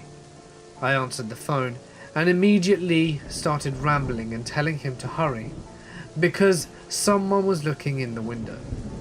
He calmed me down and told me that my mind was probably just playing tricks on me. After all, There's a tree outside that window. I probably just saw some moving leaves. About 10 minutes pass and nothing happened. I figure Carl must be right. I'm letting things get in my head. Kyle said he'd be home in about 5 minutes, and to call him back if anything else happened. I'd hung up and decided that I was being silly. I needed to get my phone charger from the car. I walked out into the driveway and opened my car door and started digging around my car. Then I heard a twig snap. I looked up over my car, and there was a man standing in the middle of the yard. He was just staring at me. His stance was squared up, and he had his arms hanging straight at his sides. He didn't move nor speak, and I was completely frozen. We just stared at each other for a good 30 seconds, and I finally unchoked myself and said, "What are you doing here?" He just kept staring. I wanted to go back inside, but I also didn't want to leave the safety of my car. So I just kept standing there and stared at the guy. After about a minute straight of staring at the guy, I could see Kyle's headlamps coming down the driveway.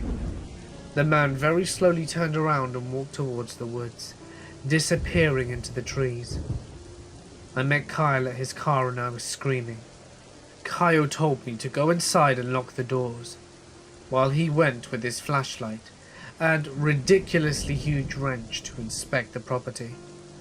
He never saw the guy, but we were both on edge all night. Every little sound concerned us. We don't know why this man was on our property. We're not close to anything, literally the middle of the woods. Here is a bit of backstory. This happened a few years ago, while I was living with my older brother and younger sister. As much as I love my brother, he's made some pretty poor life choices with the women he's dated. This woman in particular was a very big brand of crazy. He started dating this woman Sandra, and initially was very happy with the relationship, and I was happy for them. For some reason though, Sandra hated me. I was always more of a silent observer. They moved in together whilst he was living with my sister. She started imposing weird rules. For example, if she didn't like a particular food, it was not allowed in the house, period. Okay, fine, whatever. It started getting weird when she became really jealous of my siblings' relationship. If they were to speak without her present, she believed they were talking about her. My sister would borrow his sweaters or clothing when she was hanging out around the house, and as a result, she became convinced that they were carrying on an incestuous relationship. My sister couldn't handle it anymore and moved back in with my mum. Eventually, of course, they broke up, and she moved out. My lease was ending, and he convinced me to move in the townhouse with him. I did, and my sister came back as well. At this point, they had a child together, and she was tormenting him, threatening to keep him away from his son, saying that she would call the police on him. Just constant phone calls, constant harassment, threatening him if he didn't comply with what she wanted. About 6 months into living there, I hadn't spoken to her in about 3 or 4 months. I went out with a mutual friend of ours, and while we were out, my sister and her friend were calling me, complaining that my brother was drunk and bothering them. They decided to leave for the night. Normally her leaving wouldn't have been an issue, but on this particular night, I pleaded with her to come home. I need to stress that this was completely out of character. She agreed, and we picked them up on our way home. I lectured my brother and went upstairs to bed. My sister was watching a movie and fell asleep in my room. Now, our house has a kind of open door policy. Friends were always over, and the door was rarely, if ever, locked day or night. It was never an issue, until this particular night. My sister and I were asleep, and out of nowhere, my bedroom light turns on, and Sandra is standing there with a knife that she'd brought from home. The next thing I know, my sister has thrown herself over me and is holding onto her arms, and my brother has her from behind. I know they talk about fight or flight, but I was neither. I just froze like a damn statue, terrified of making any sudden movements. I was sleeping under a duvet, and the only thing that I could think to do was to slowly curl my legs under my body and pull my blanket up. My sister is screaming at the top of her lungs, trying to reason with her. I just remember her telling my sister not to worry, that she wasn't there for her, and that she came to kill me. Essentially assuring her that my life was the only one in danger, and if that was somehow going to make it better. I was strangely calm throughout, telling my sister not to worry, and it was insane. There was a brief moment where she managed to get free and started wildly stabbing the bed where my legs had been minutes prior. At this point, my hand reached out, almost instinctively, to grab the knife, and I got the blade. She took the opportunity to squeeze, and I mean squeeze my hand over the blade, with a ninja grip, and I couldn't let go. Eventually, I managed to get free, and I remember that my sister was screaming at me to run over, and over. I guess they had controlled her in that moment. I ran through the house bleeding everywhere, and made it to my brother's room, where the gravity of the situation hits me like a ton of bricks, and I start screaming at the top of my lungs.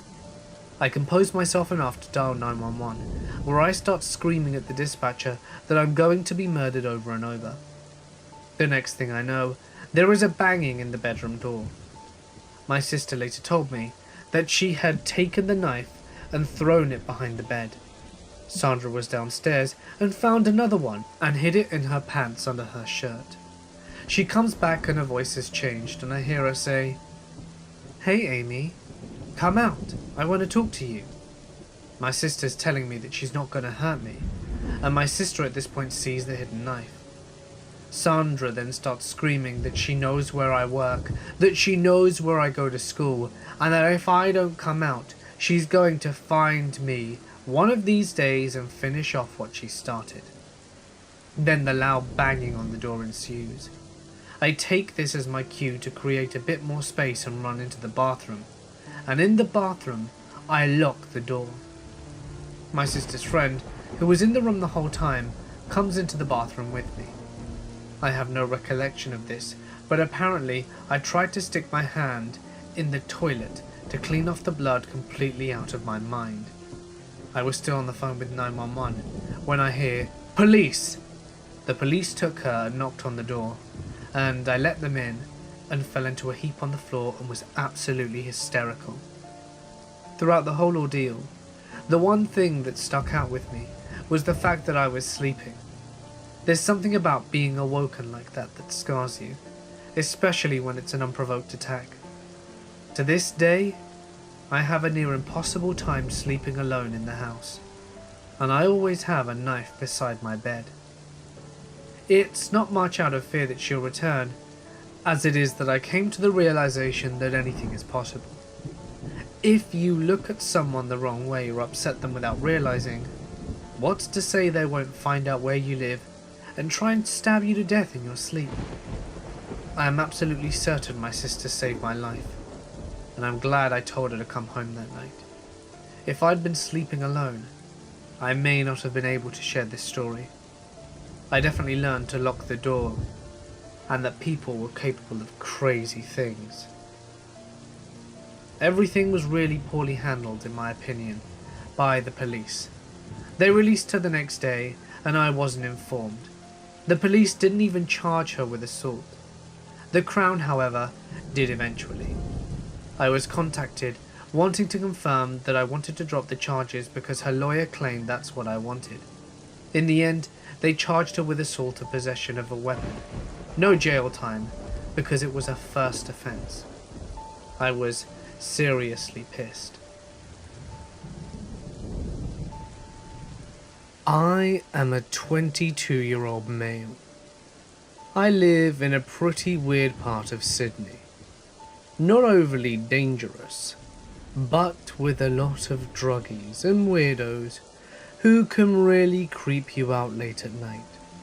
Which is when this took place, of course. I'd just got off the train and started my 10-minute walk home. I was catching up to this guy who was dressed in a big bomber jacket and was singing to himself.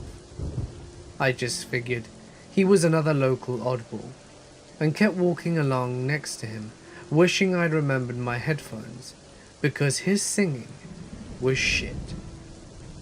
Him and I walked along about a meter or two apart, and at some point, a woman about my age came out of a side street carrying a bunch of books.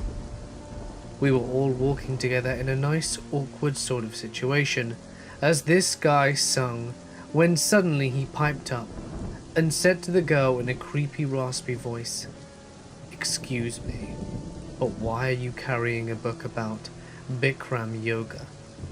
The girl responded politely that she was studying to be a yoga instructor. The guy stated he was in fact a yoga instructor, and they struck up a slow and slightly uncomfortable conversation. Initially, I was just relieved that he wasn't speaking to me. I'm not a tough guy at all, and confrontations freak me out, so I was glad I didn't have to speak to him. I kept walking just ahead of them though, and in listening to their conversation, I did begin to notice the guy seemed to know very little about yoga, and as they continued to talk, his questions got stranger, asking what she was up to, if she lived with friends or alone. I decided to walk a little slower. I stayed close to them in case anything went wrong or the guy tried anything. I had no idea what I'd do if push came to shove. It just felt like it was the right thing to do. So this went on for another 5 minutes or so, and I was getting close to my street.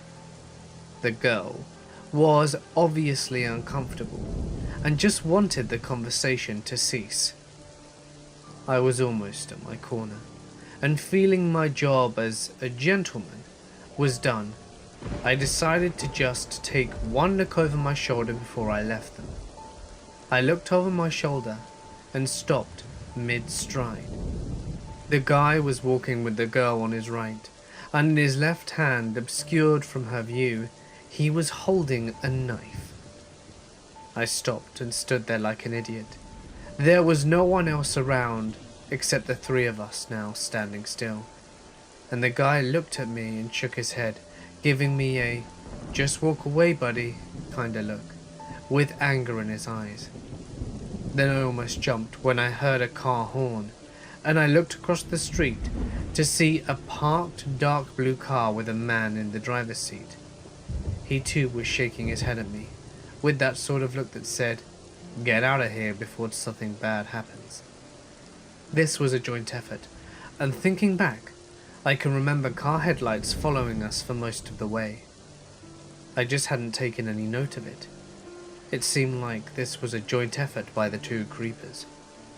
My heart was racing, and there I was standing in between this completely messed up situation. It seemed like I was the only thing preventing this rape or kidnapping or whatever from going down. And I, with nothing resembling a weapon, felt very useless indeed. Not a word had been said so far, and in my terror, my mind flashed to something I once read about what you should do if you're attacked by a bear. I guess it was my fight or flight, and I picked fight. I raised my arms up to try and look bigger, and started screaming like an animal. I must have seemed completely deranged, but I got right up to the guy's face, and I still don't know how this worked, but it must have been so shocking that he just bolted, ran to the car and sped away. All of it happening in the space of 10 seconds or so. After that, we called the police. The girl thanked me profusely, but after all of that, I couldn't even remember what the guy looked like, nor the number plate of the car. I just couldn't believe how fortunate it all was. I'd forgotten my headphones so that I could hear the exchange. The fact that I turned around for one last look, and that the whole situation, screaming and waving my arms, actually worked. I shudder to think what could have happened to the young yoga student if everything didn't work out. I am a girl and was 22 at the time. The story takes place in early January in Madison.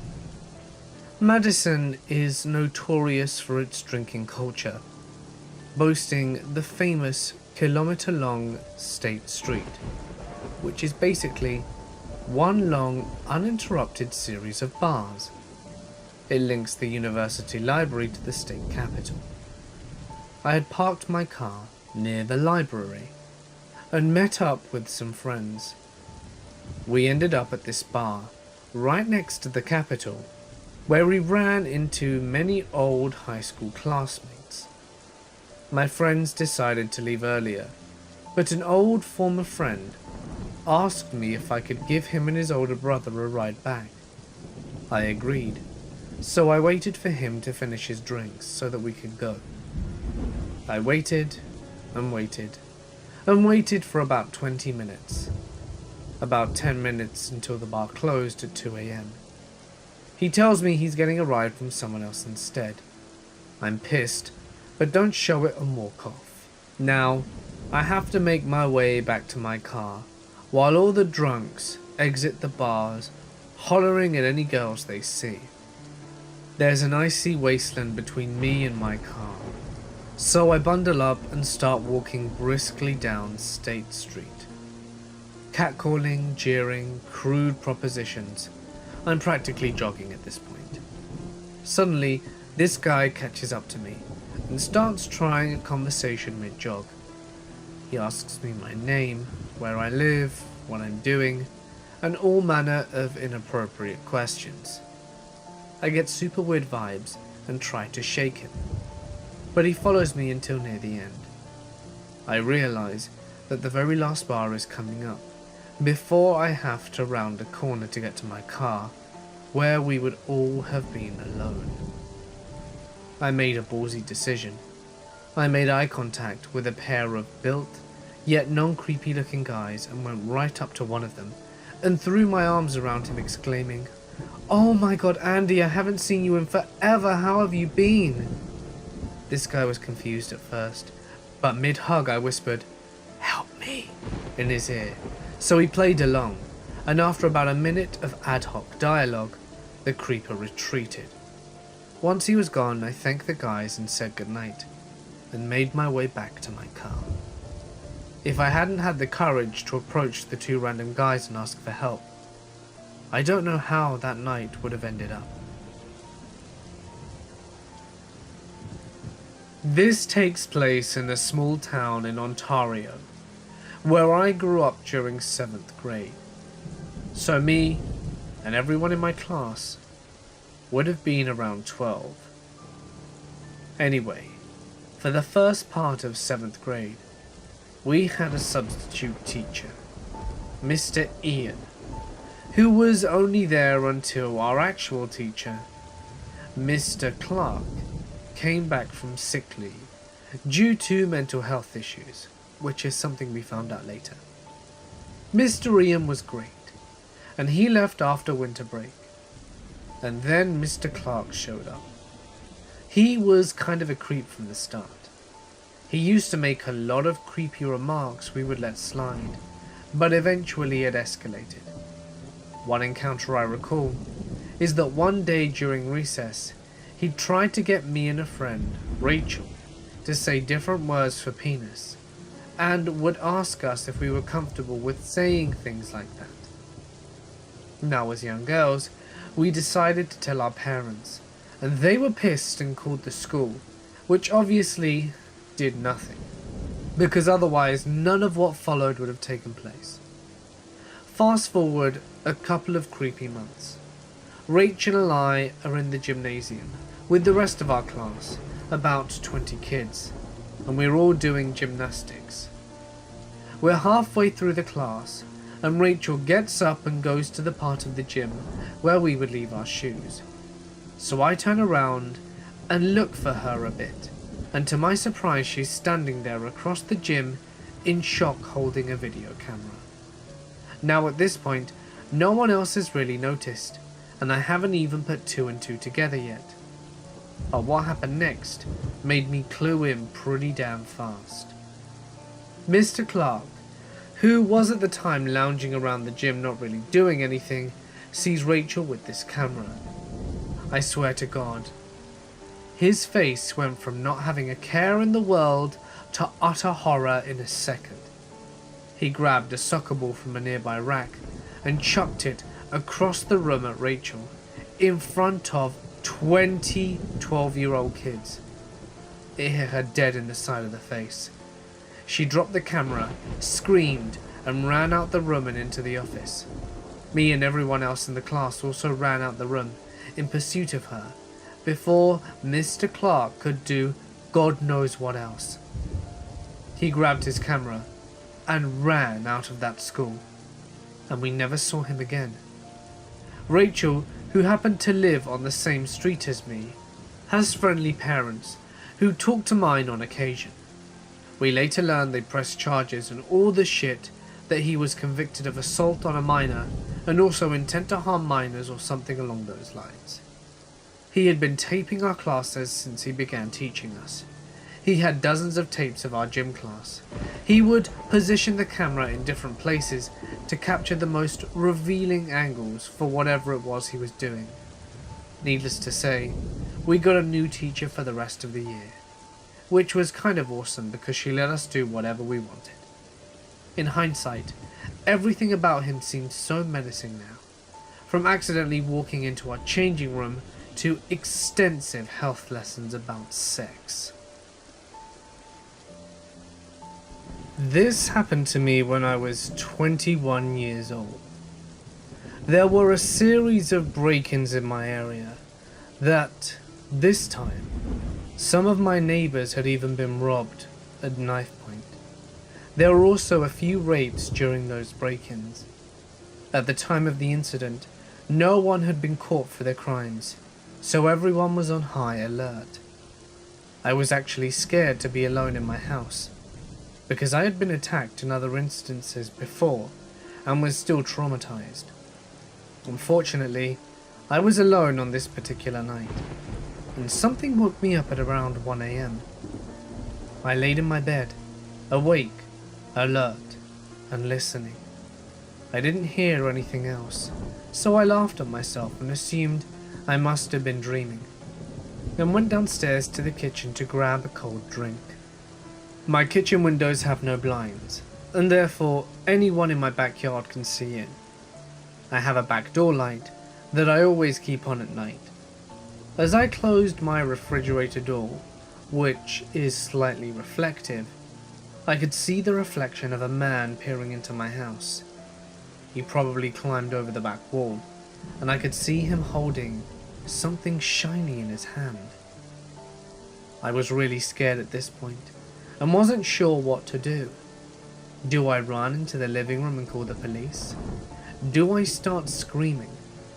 Do I try to run out of the front door? 100 different options flew through my mind in a second. Then I opened my refrigerator door again, put my cold drink back in, and proceeded to take out half a watermelon that was in there. I grabbed my knife from the drawer next to me and placed it in the watermelon on the kitchen counter. Then, with the most maniacal and sick grin that I could muster, I started stabbing the shit out of the watermelon. The watermelon juice got everywhere. I laughed hysterically as I stabbed and stabbed at it, mainly because I was really scared and truly hysterical at this point. With my clothes and hands dripping with watermelon juice, I turned slowly towards the window and raised my knife to above my shoulder. He was still there. I looked him in the eye and tried to smile, but it probably came out as a sneer. I opened my eyes wide, and then with a loud maniacal laugh started walking towards him, gripping my kitchen knife tightly in my hands. He ran, screaming like a crazed maniac into the night. His screams woke up the neighbors, who shouted for us to be quiet. I never called the police, mainly because I didn't know what to tell them. I didn't want to admit that I would have tried my best to stab that man had he not run away. I slept with my knife that night and cleaned up the watermelon mess in the morning. My mother recently told me this, that when I was around 5 years old, living in a small town in Saskatchewan, Canada, she decided to go out to the bar with one of her close friends, Auntie Mandy. Anyway, they go out and are having a good time and everything, and this guy comes up to them and started talking and flirting with them a bit. They both made it very clear that they were married with children, and the guy backed down but insisted to buy them shots. Not wanting to be rude, they had a few, but eventually turned down more because they both had to drive home. I guess at some point after that, he kind of disappeared. When it was time to go home, Mom and Auntie Mandy walked out into the parking lot, hugged, and went their separate ways. Their cars were apparently on opposite sides of the parking lot, and it was rather large. So Mom locks the car and gets in, and the guy from earlier comes out of nowhere and hops into the passenger side seat. He insisted that she go to a party with him, and my mum, who didn't want to anger him, went along with it. They then started driving, and at some point he said he needed to stop at the liquor store on the way, so she stopped. As soon as he got out of sight in the store, she hit the gas as hard as she could, and as it was the middle of winter, she was just spinning her wheels instead of going anywhere, but thankfully managed to get out of there before he came back. She said that he was probably just really drunk and wanted to get laid or something, but he seemed pretty sober and he creeped around. So man who decided to hop in my mum's car after the bar, I hope that you never meet her again.